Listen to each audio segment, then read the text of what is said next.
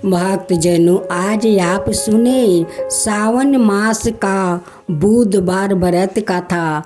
इस सावन मास में गणेश भगवान का पूजा करने से जितना पुण्य मिलेगा उतना ही उनकी कथा सुनने से पुण्य मिलेगा। सावन मास में गणेश भगवान या महादेव की पूजा व्रत करने से बहुत आनंद मिलता है।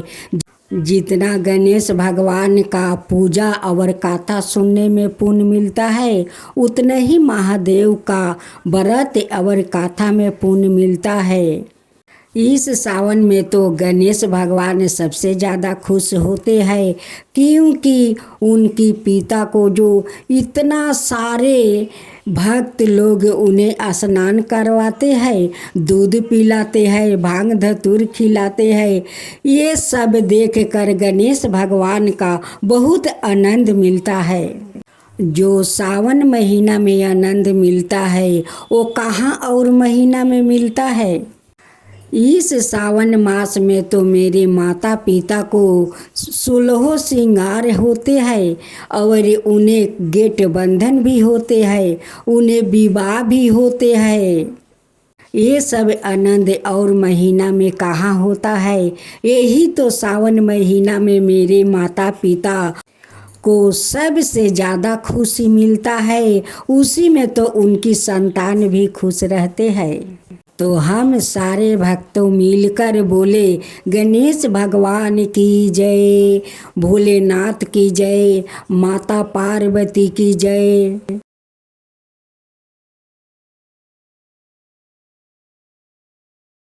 भक्तजनों, आज आप सुने गणेश चतुर्थी व्रत कथा। पुराणों में कई रोचक कथा मौजूद है जो हमें भगवान की अनोखी लीलाओं का ज्ञान कराती है।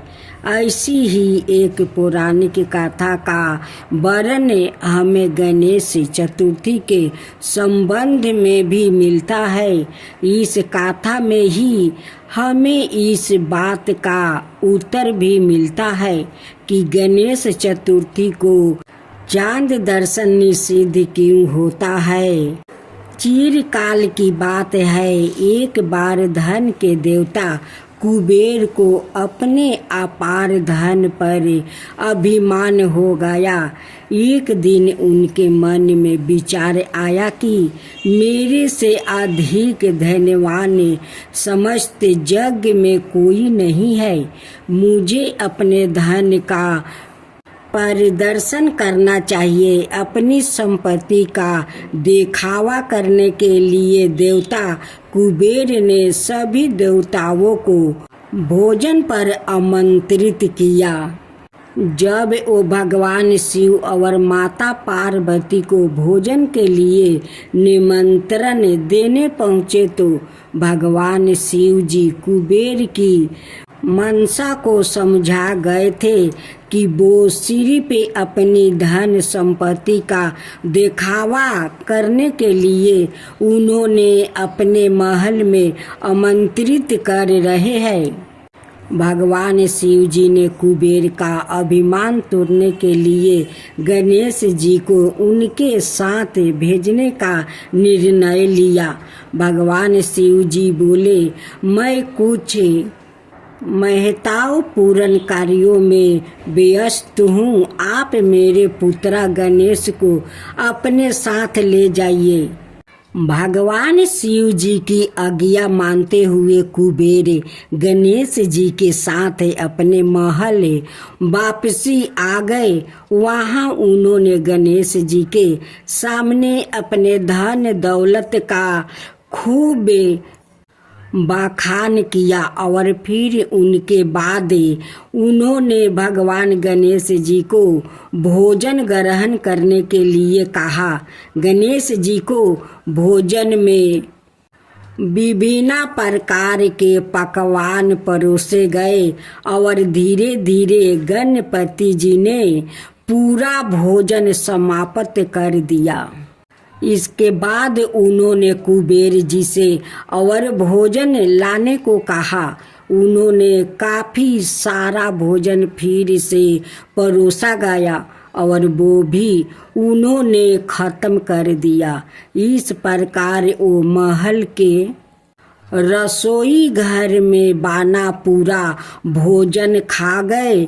इसके बावजूद उनकी भूख शांत नहीं हुई और उन्होंने कुबेर जी से और भोजन की मांग की। सबसे धन्यवान देवता होने के बावजूद जब कुबेर जी गणेश जी को पेट भर खाना नहीं खिला पाए तो उन्हें काफ़ी शर्मिंदगी महसूस हुई। साथ ही वो भगवान की लीला भी समझ गया और इस प्रकार उनके अभिमान टूट गया। इसके बाद उन्होंने गणेश जी से माफ़ी मांगी और गणेश जी वहाँ से चल गए।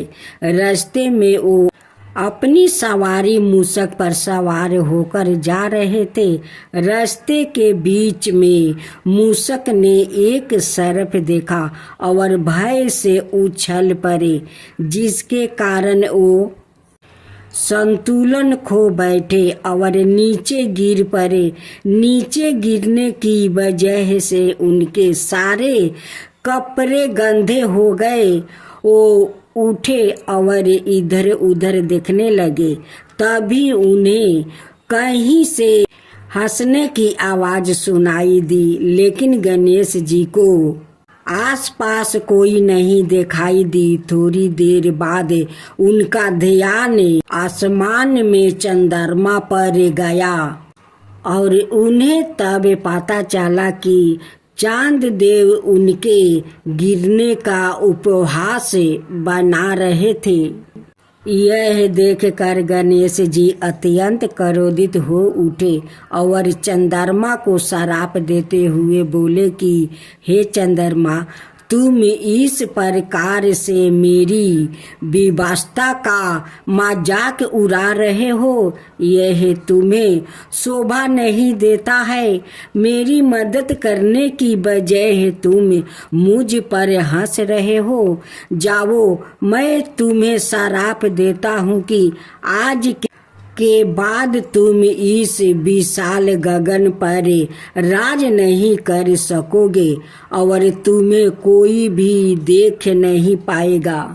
इस श्राप के प्रभाव से चारों ओर अंधेरा छा गया और चांद देव की रोशनी गायब हो गई।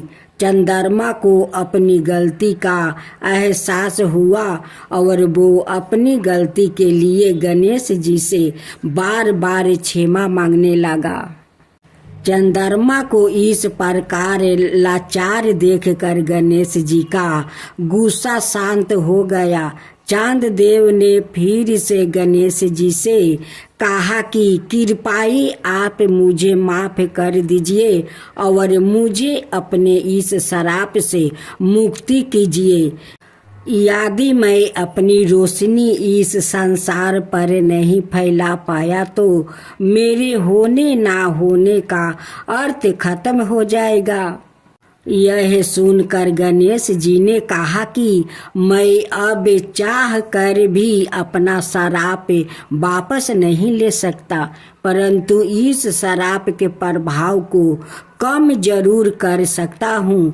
प्रत्येक माह में केवल चंद्रमा अमावस्या के दिन आपको कोई देख नहीं पाएगा।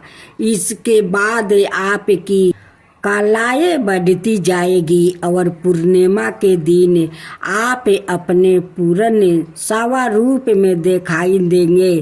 पूर्णिमा के बाद फिर से आपकी कलाएं घटती जाएगी।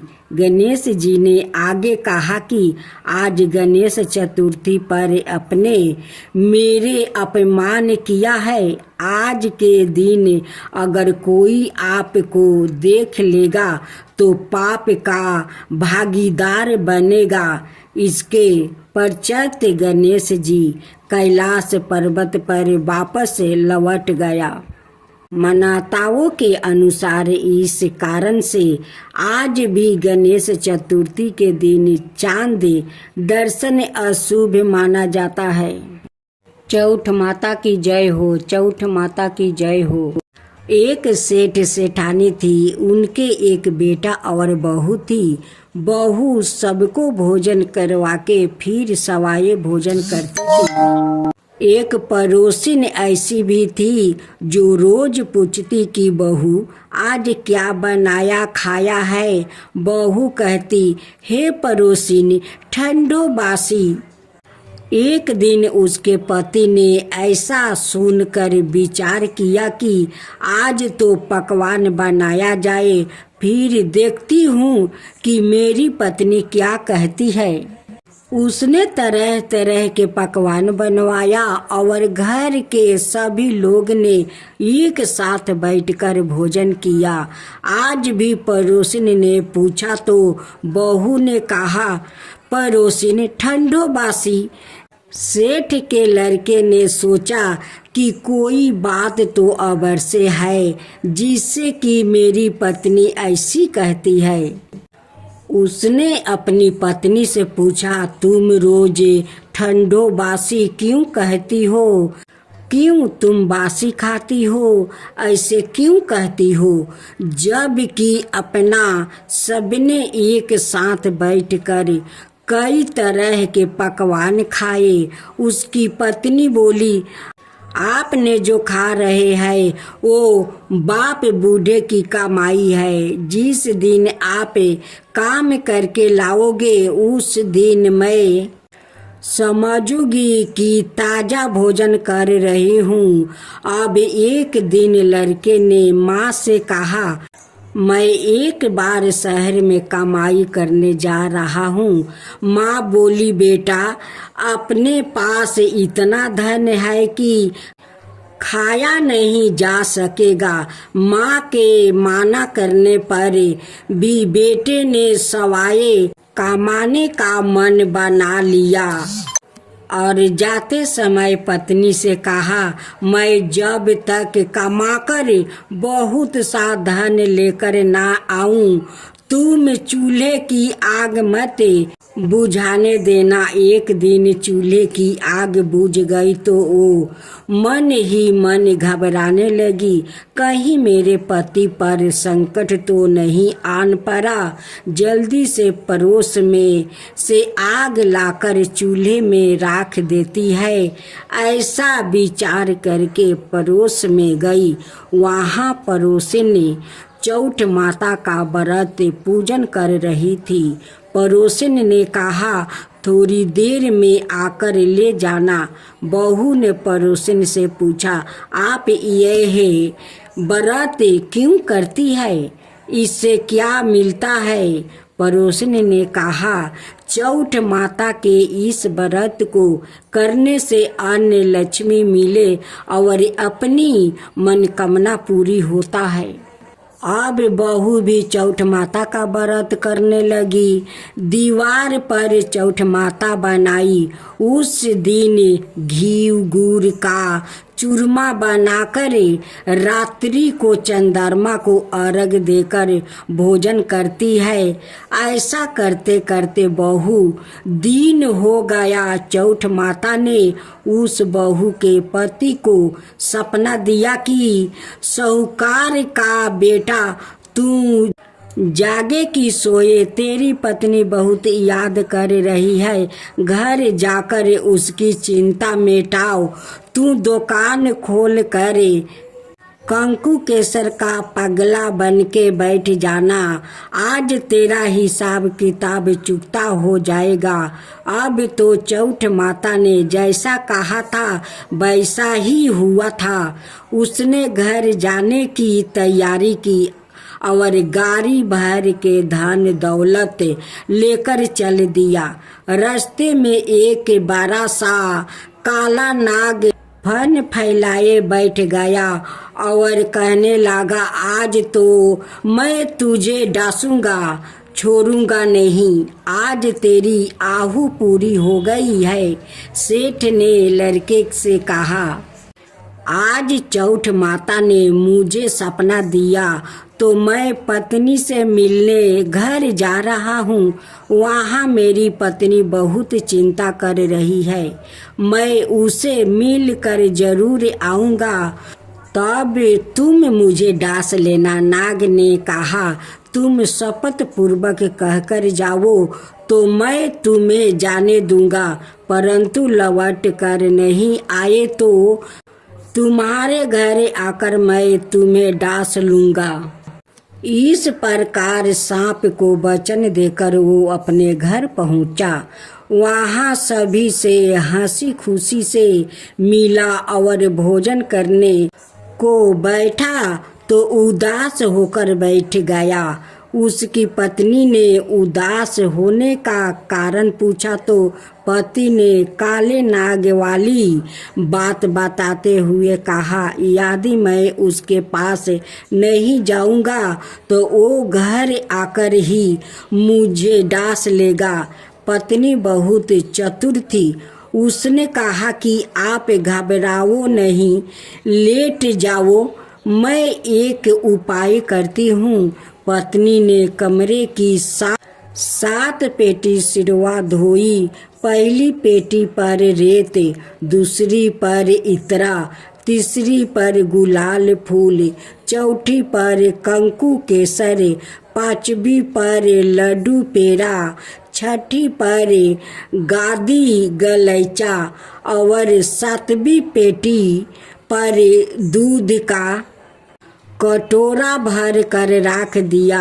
इस प्रकार वो सात ही पेटी सजाकर बैठ गई। आधी रात होते ही नाग आकर पेटी चढ़ने लगा। पहली पेटी पर रेत में लौट गया और कहने लगा कि सेठ की बहू ने आराम तो बहुत दिया, पर बचनों से बंध कर आया हूँ सो डासूंगा। अबर से ही इसी प्रकार सातों पेटियों पर नाग आराम करता हुआ और कहता हुआ कि डासूंगा जरूर। कमरे में जाने ही वाला था कि चौठ माता ने विचार किया कि मैं इसे नहीं बचाऊंगी तो संसार में धर्म कर्म और व्रत पूजन को कौन मानेगा। अब तो गणेश जी, चंद्रमा जी और चौठ माता ने उसे बचाने का विचार किया। चंद्रमा जी ने उजाला किया, चौठ माता ढाल बनी और गणेश जी ने तलवार लेकर नाग को मार दिया और ढाल से डंक दिया। अब बहू भी थकी हारी सो गई। दिन उगा तो लोग बेटे से मिलने आए, परंतु बेटा बहू तो उठे ही नहीं थे। बहू देर हो गई तो माँ उन्हें उठाने गई। माँ ने सातों पेटियों पर जो कुछ देखा तो बहुत घबराई और बेटा बहू को आवाज लगाई। बेटा बहू उठे तो देखा कि एक ढाल तलवार वहाँ पड़ी है। अब ढाल उठाई तो वही काला नाग मारा हुआ पड़ा है। बेटा बहू ने सोचा कि आज तो धर्म कर्म ही आरे आए जो भगवान गणेश जी और चौठ माता ने हम सभी को रक्षा की है। चौठ माता, आपने जैसी सेठ के बेटे बहू की रक्षा किया है वैसा ही सबका रक्षा कीजिए। भक्तजनों, आज आप सुनेंगे एक अनाथ लड़की और माँ तुलसी की कथा। अगर मेरा कथा आप लोग के अच्छा लगे तो मेरे कमेंट बॉक्स में जय माँ तुलसी जरूर लिखिए। एक टूटे हुए गौशाला में एक अनाथ लड़की रहती है। वो लड़की का कोई नहीं था। उस लड़की ने किसी के घर में बर्तन मांज देती है तो कोई दो रोटी दे देते हैं, किसी का घर में जाकर पोछा लगा देती है तो एक मुट्ठी चावल दे देते हैं। वो लड़की अपनी गुजारा ऐसा ही कर रही थी। उस लड़की ने रोज नदी में स्नान करने जाती है और नदी के किनारे आकर भीजे कपड़ा छोड़कर अपनी सूखे कपड़ा पहनती है। जहाँ वो अपना भीजा कपड़ा छोड़ती है वहाँ से थोड़े दूर पर एक तुलसी का पौधा था। जो तुलसी का पौधा सूख गया था, उसकी भीजे हुए कपड़ा के पानी उस तुलसी के जड़ में समा जाता है। अब तो वो रोज नदी में स्नान करती है और वही जगह पर आकर भीजे कपड़ा अपना छोड़ती है। उनकी भीजे कपड़ा का पानी गरगरा कर उस तुलसी का जड़ में समा जाता है। अब तो तुलसी का पौधा धीरे धीरे हरा होने लगा। हरा होते होते उसमें पाता छोड़ने लगा। लेकिन उस लड़की ने उस तुलसी के पौधा पर कभी ख्याल नहीं करती थी। उस तुलसी का पौधा बहुत बड़ा हो जाता है और उस पेड़ में बहुत सारा फूल पकड़ लेता है। तुलसी बहुत खुशी हो जाती है या खुश होकर उस पौधा से प्रकट होती है और उस लड़की से कहती है कि लड़की, मैं तुझ पर बहुत प्रसन्न हूँ, आज तू मुझसे कोई वर मांग ले। लड़की उस तुलसी को देखकर बहुत अचकित हो जाती है। वो पहचान नहीं पाती है कि ये माँ तुलसी है। वो कहती है कि आप कौन हो, इतना जल्दी यहाँ पर कैसे आ गई? यहाँ पर तो कोई आदमी नहीं रहता है और कभी मैं आदमी को नहीं देखा। आया पे इतना जल्दी कैसे मेरे सामने आ गई? कहती है कि मैं तो तुलसी हूँ, तुम उस तुलसी का पौधा को देखती हो। उस तुलसी का पौधा तुम्हारे कारण तो हरा भरा हुआ है और इतना फूल पकड़ा है कि वो फूला कर बहुत खुश हो गई है। वो तुम्हारे कारण अब मैं उस पौधा में रहती हूँ। मैं तुलसी हूँ बेटी, उस पौधा के तुमने जिंदा किया है। अब मैं आज खुश होकर आज प्रकट हुई हूँ, तुम्हारे सामने खड़ी हूँ और तुम्हें कुछ मांगने के लिए कहती हूँ, तुम मुझसे कुछ मांग लो।